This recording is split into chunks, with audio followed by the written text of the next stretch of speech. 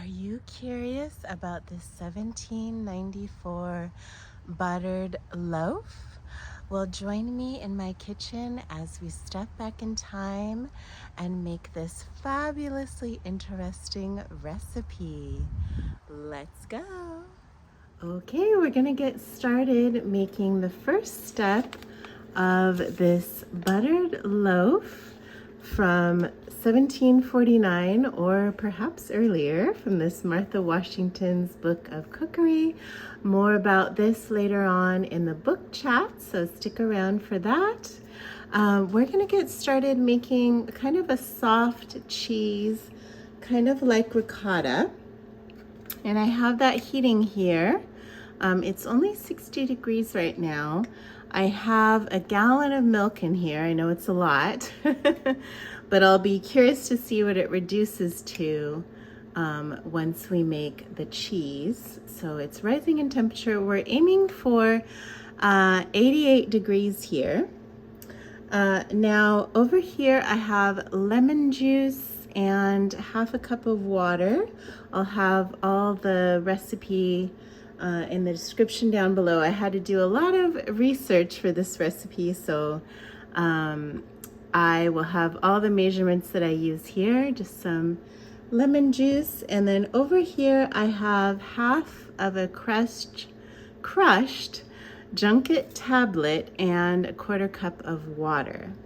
So junkets are rennet tablets. This recipe called for rennet, which causes the curds to sort of coagulate a bit.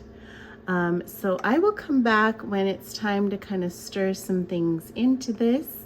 So I will see you then. So now we're back and the milk is up to temperature. So we're gonna mix in the lemon juice mixture and the rennet tablet mixture. And what I used to crush the half rennet tablet was a mortar and pestle. If you don't have that, you can just use a plastic bag. Just put it in there and kind of beat it up a little bit with a rolling pin. That works great too. So we're gonna come back over to the sink here where I have a straining thing set up, so we'll be right over there in a moment. So pardon me, oh dear, I'm gonna have to get that little ant out of there. Excuse me. Before we strain it, I forgot to let you know, or I just reread some instructions, that I have to let this part sit for about an hour or so until it kind of forms some curds. So I'm gonna let this sit for about an hour and then we'll check it. So we are back with our now curdled milk / cheese. It did not curdle quite as much as I had hoped, but we are going to strain what we can. I have kind of a pasta strainer here in a bowl. And then I put this really thin cotton towel in here. Said that was the best way to strain this. So I'm not gonna keep you here for the entirety of the straining. But what I am going to do is just put this in here. It took about 2 hours for this amount of curdling, and I had to add extra lemon juice. So it's a little different than what I thought, but this is good.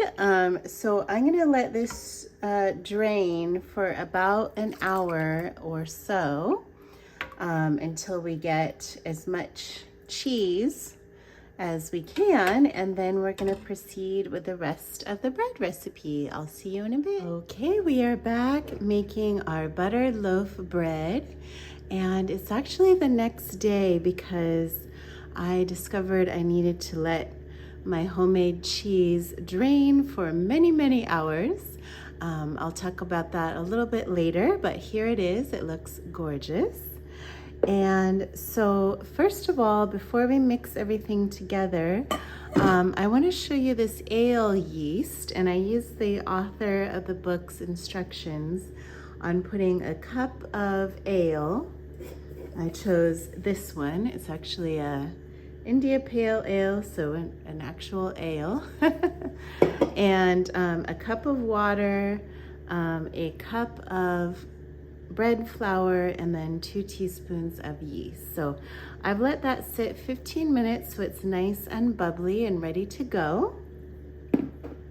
So they would have used some kind of version of this, of course not the instant dry yeast type of thing that we would have had, but some kind of bubbly starter like this. And then, I also have my 7 eggs and 3 egg yolks. We're gonna give those a bit of a mix. And I think what I'm gonna do is combine it doesn't really say what order to do this in, but just kind of combine all the liquid stuff and then add enough flour to make the dough. So here that is. I might whisk it just a bit more. And I always put my own kind of flourishes on these things, or add things that I think might be missing, because I feel that's helpful. We're gonna put all of our homemade cheese in here. I think it's at least a cup, maybe a cup and a half or 2. And then it said a little bit of ginger, so I'm putting about a big teaspoon of ginger in there, ground ginger. It didn't really say whether it was fresh or not, so that's what I'm doing here. And it did not call for this, but after I put the flour in, I'm gonna put some salt, because I feel like that way we're gonna get some good flavor. Otherwise, I feel like bread without salt is not gonna give us enough flavor, and this is well worth giving a lot of delicious flavor to. Let me know down in the comments below if you've ever made a bread with cheese in it, or made your own homemade ricotta cheese or that sort of thing. I've made a lot of yogurt, but not a lot of cheeses, so this was kind of new to me. So I'm gonna add this ale yeast in here. Now I notice this is a ton of liquid, so I'll be curious. I'm gonna be keeping track of how much flour. And I am gonna use bread flour in here. It does not specify, but I figure that is a good choice for this. Now, let's see. So we're gonna start adding our bread flour. Let me know in the comments down below if you like beer in cooking or beer for drinking. Myself, I don't really drink any alcohol, but I do like beer and wine in cooking. So there's 3 cups of flour. I feel like we're gonna need a lot. And I'm just curious as to how big this loaf is gonna be. But I love beer cheese soup and red wine and spaghetti sauce, and white wine in some chicken dishes. So I feel like those type of things are great to cook with. I've never really liked drinking them, but as far as recipe things go, they add a lot of flavor. And I'm smelling this kind of yeasty beer smell that smells really good, actually, in this case. So yeah, this is looking a little more dough-like, but still very soft. So let's keep adding some flour. I don't want to add too much, but not too little. So there's goes 4, and let's try 5. This is going to be one big, beautiful loaf. And of course, we still need to let this rise, so I'm just really curious about this. We will do 2 risings on this, as per usual. I'll kind of knead it after this over on my rubber mat. And then we're gonna let it rise once and then shape it for the oven on some parchment paper, and then we will rise it once again before we score it and get it in the oven. Do all kinds of other fun stuff with this loaf. I'm really, really curious about this one. Oh, I forgot to add the salt. We don't want to forget that. So I have a teaspoon of kosher salt and a teaspoon of sea salt. Sort of running out of kosher salt, so I did that. But should add some good flavor. Okay, I think I might add, still a little sticky. Let's do 1 more cup. So I think that would be about 6 cups. I'm gonna put, in the description down below, I will put the recipe amounts, but I also will let you know you might need to experiment with how much flour depending on how your liquids work out. But I'm saying about 6 cups is my best guess. Okay, so we're gonna stop this for now. And in the next section, let's knead it and get it ready for its first rise. I will see you there. Okay, so I have my bread mat out here, and I'm gonna be adding little bits of flour just to make sure that this is a nice, strong, yet soft dough, but it also needs enough flour to hold its shape. That is the balance here. If we don't get enough flour, it's gonna be kind of floppy and floopy. Those are funny words, not really real words. Well, the floppy one is. But anyway, let's see what this is gonna take. I wanna give this a nice knead, get it into a nice smooth ball. And I'm just gonna put it back in this bowl and cover it with a nice clean towel for the first rising. I'm gonna try an hour, probably an hour for each rising, and I'll make sure that it about doubles in bulk. Wow, I'm using almost all of my bread flour for this. So I will definitely need to be going back to the store for more flour, but that's what I do all the time as a baker. So no problem on that. But yeah, this is looking lovely. I just love how soft and beautiful this is. I'm just really excited to bring this 1749 loaf to life because it's really a different and unique one. So let's just sprinkle a little bit more. And this is really starting to come together, as you can see. Let's give it a little close up. That's looking nice. So let me know in the comments down below if you love handling dough by hand. I feel like it's the best way. It gives you a lovely workout with your arms and hands. Good for you. And it's just a great way to really be in tune with the dough and see what it's doing. You can see the little bits of fresh cheese in there, which is lovely. And I feel like, yeah, one viewer told me about slapping the dough, so I'm gonna be trying that. Let me know what you think about that sort of dough action. Okay, here we go. So just a little bit more, and then we'll kind of form this into a nice smooth ball, and then get it ready for its first rise. Yeah, this is gonna be one big, lovely loaf. Okay, I think that's about ready. I put a little extra flour in the bottom of this bowl, and we're gonna give this a nice little rest with a towel, and we'll let that sit for an hour. So I'll see you then. Okay, we are back, and this dough has been rising for about an hour and a half. It rose at room temperature for about an hour. Then I just put it in the fridge over lunch for, well, maybe 30 minutes or so. And so here it is, nice and doubled and puffed up. So now we are just gonna tip that out onto our mat, and we'll get this nice and shaped for our loaf.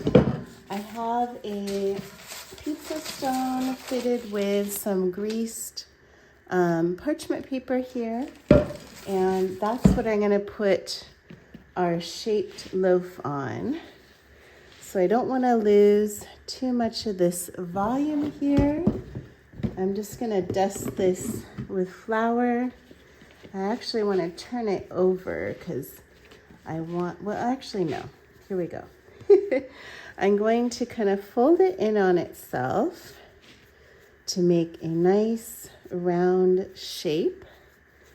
So this tucked in part will be the bottom of the loaf. Just going to do that really gently because we're not kneading this, we're just shaping. And I want to make a nice round poofy shape. Being really gentle with this now. Going to kind of dust it off a little bit. And then I'm just going to slide that over there so I can bring my pizza stone here. And shoop, there we go, onto the pizza stone. So I'm going to be covering this with a towel, and then we'll give it another hour before we get it ready for the oven. I will see you then. Okay, we are back, and this has been rising for about an hour, and it's absolutely ginormous. This is like pizza stone size at this point, so this is going to be a very big medieval loaf. So it says to score this, so I'm going to use my kind of sourdough razor score thing, and I'm going to be scoring the top. I'm heating up the oven right now to 375 degrees Fahrenheit. Just going to make kind of a crosshatch pattern on top of here. This is probably the biggest loaf I've ever made. It's very exciting. It looks beautiful. And then we're gonna be baking this for a while. I'm guessing probably at least 35, 40, 45 minutes or more. So I will see you when this comes out of the oven. So we are now back. I have the loaf out of the oven, and as you can see, it's absolutely ginormous. This is definitely a loaf to feed the whole village back in the 1700s. My goodness. It's so huge. Here's the bottom. It's nice and baked. I can tell it's really nice because it has, as you can hear there, a really nice crust, but yet it's nice, and you can see kind of how squishy it is also, like soft on the inside. So what we're gonna do is we are supposed to kind of like carving a pumpkin. We're going to carve a lid out of the bread, and then we're supposed to take some of the insides out and mix that with this butter, melted butter and sugar mixture. Doesn't that sound delicious?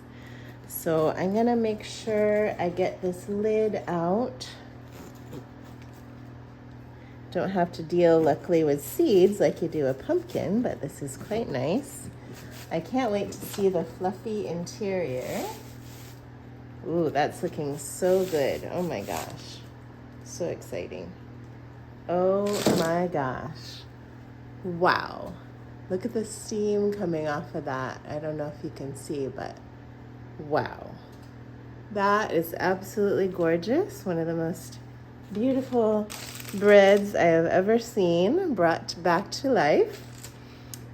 So I am going to scoop all of these lovely insides and get them in this bowl here, and then we're gonna mix it with the sugar and butter. So I'm gonna do all this scooping off camera, and then when I'm ready to kind of stuff it back in there, we will come back.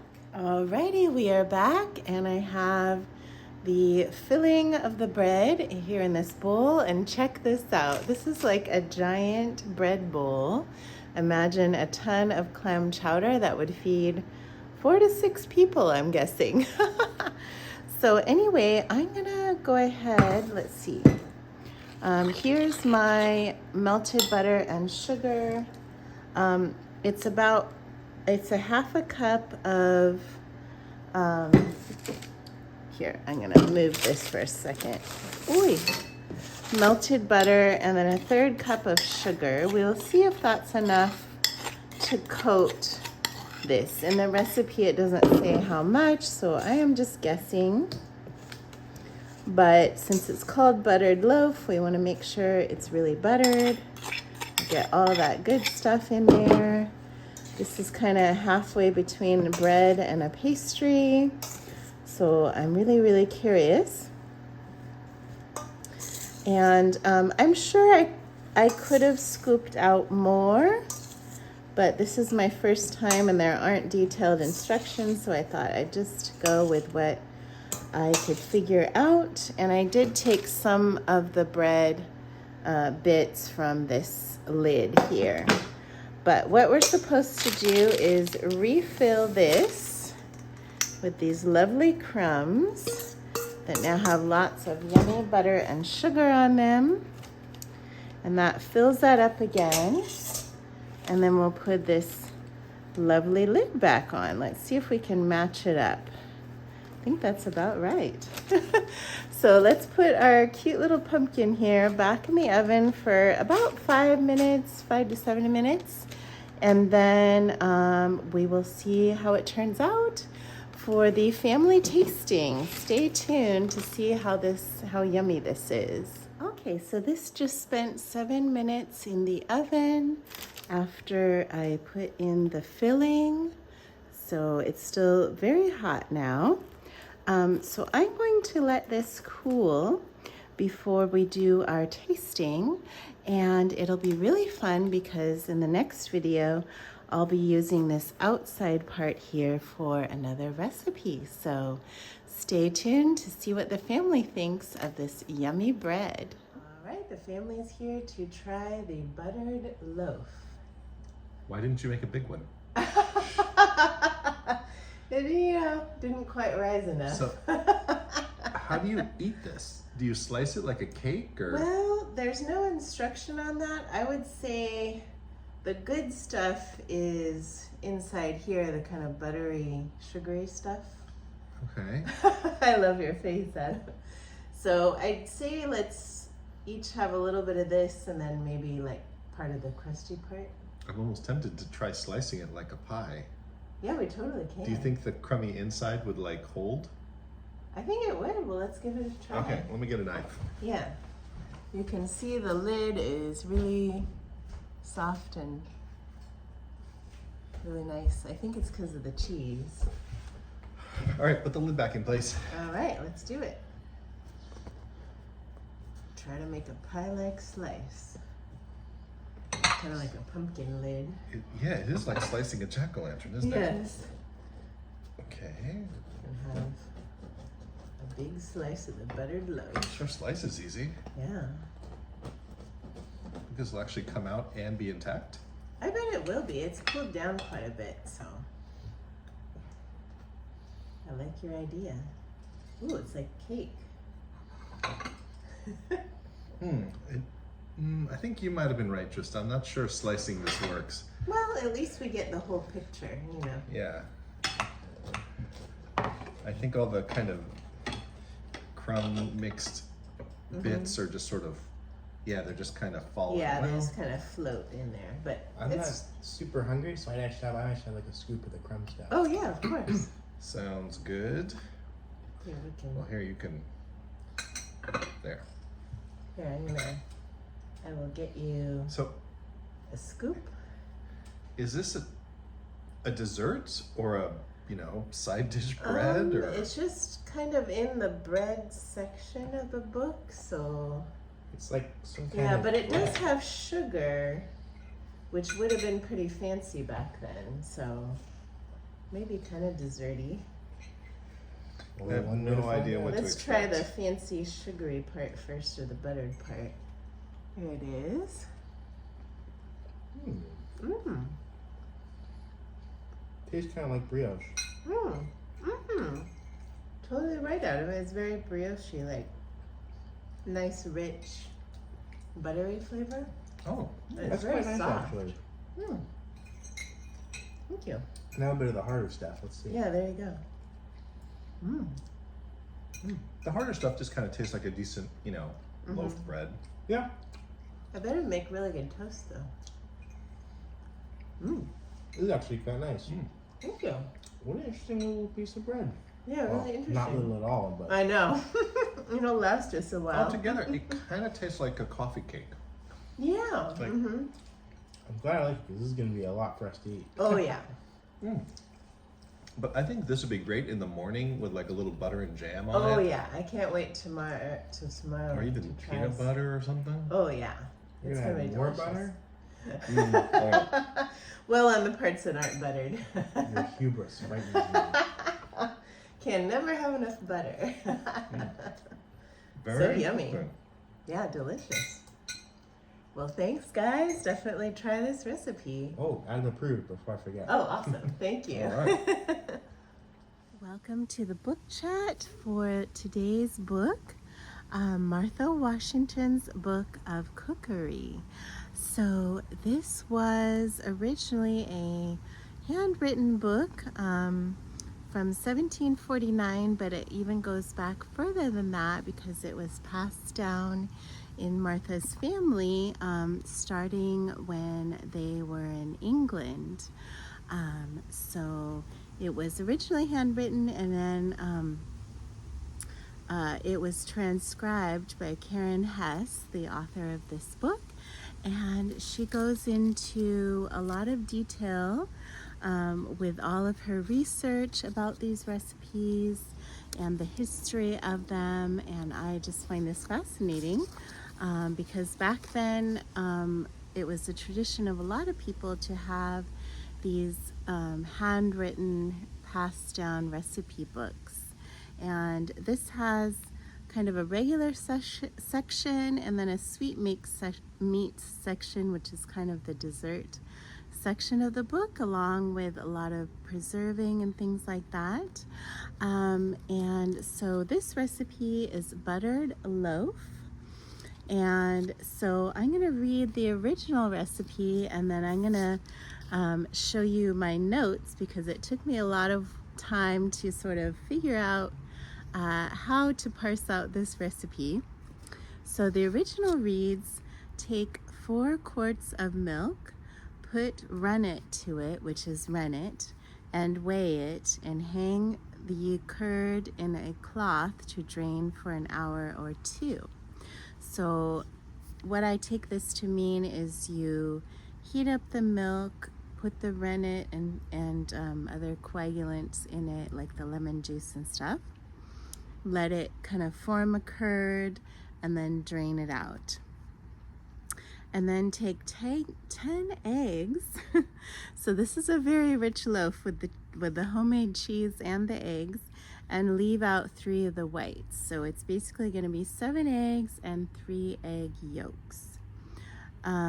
Take a little ginger. So it doesn't say if it's fresh or dried. I'm going to, well, you'll find out in the recipe before this what I do. A pint of ale yeast, as much fine flour as it will make it up to a loaf. So this depends on the liquids. There are a lot of liquids and soft things in this recipe. So you need to figure out how much flour it will take to make a proper dough. When it is well baked, cut it up and butter it with sweet butter and sugar. So it does not say about kneading, rising, forming the loaf, or any of that. It just sort of assumes you have already learned how to do that, as in a lot of these recipes. Your butter must be melted and beat up with your sugar before you put it into your loaf. So that's the extent of it, just a very short paragraph here. So what I did was kind of write down my notes based on what the author talked about in the following paragraphs due to her research, and also used the internet a bit to figure this out. So it took me about 3 pages and some work to figure this out. But this is the part that I love about vintage recipes, is it requires some study and care on your part, but then it's well worth it with the results. So let me know in the comments down below what you think of this process and if you do it yourself. Now I have, my mom got me this book and she had a lot of notes on it because she gave a talk on this book. And so there are a lot of fun, interesting things in here. I am also going to be making, I don't think I may have it marked, but I'm going to be making a dish that is a lot like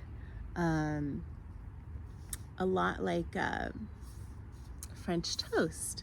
And so I'm going to take hopefully some of this bread and then make this version of French toast over here, but it's just called a made dish.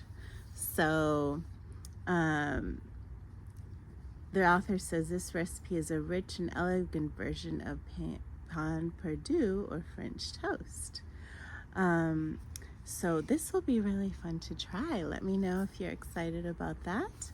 And I'll be trying a lot more recipes out of this book. Let me see if I can find, oh, here is one of the handwritten pages, as you can see here. So this was kind of the glossary, or, you know, showing the page numbers where the recipes appeared. There are a few kind of printed pictures in here. This is actually a chafing dish. They had coals down here, and it made it easier to cook things up here, which I think is really cool. Kind of like our modern catering dishes here. So this book is a huge treasure trove of things, and I really look forward to sharing some more adventures from this book. So thank you for joining me, and we are going to have a short bonus section in just a moment. Hey, so welcome to the bonus section. If you've been following me for a while, you've seen that I just came back from some travel. We went to Portugal and Spain for 2 weeks. We were only in Portugal for a couple days, and the rest was in Spain. And the theme for what I want to talk about today, along with my lovely mint plant I wanted to show you. It smells so good. I love to smell the leaves. Ah, so refreshing. Let me know if you love mint. I love to put it in lemonade and things like that. So the lesson, the big lesson that we learned from this trip, that is why I love travel. You come back with so many creative ideas, and I'll talk about more of this in more of the bonus sections coming up. But in this one, what happened was when we arrived, our son's suitcase was there off the plane, but my husband and I always share a bigger suitcase, and our suitcase did not arrive. And we had to go to the claims office, and we thought, okay, well, maybe it'll get delivered tomorrow or the next day before we go on to Spain and our next cities. But it did not arrive, and as of this video, at least at this moment, it still has not arrived, and it's been a little over 2 weeks. But what we decided to do, instead of letting it ruin our vacation, we thought, well, what can we do? And this happens a lot in recipes and in life. How can you remedy this or make this into something good? And we thought, okay, we're at least gonna find some pajamas somewhere so that we can change into those for the night. And then the next day, we went to a big mall to try to find some clothes, and it was actually a really fun adventure. I speak a lot of Spanish, but not a lot of Portuguese, and just really some lovely people helped us with what English they had. I had a lovely Brazilian lady help me. She even gave me a discount card. They were just more than lovely. So we had a fun time, and now we have kind of a little mini wardrobe and even some hats. So we call it our Portuguese wardrobe. So it just goes to show you can turn kind of terrible situations into good ones if you really just try to look at it in a different way. So I would love to know if you have any stories like this, if it's travel related or not, if you had something kind of difficult happen, how you kind of turned it around for yourself.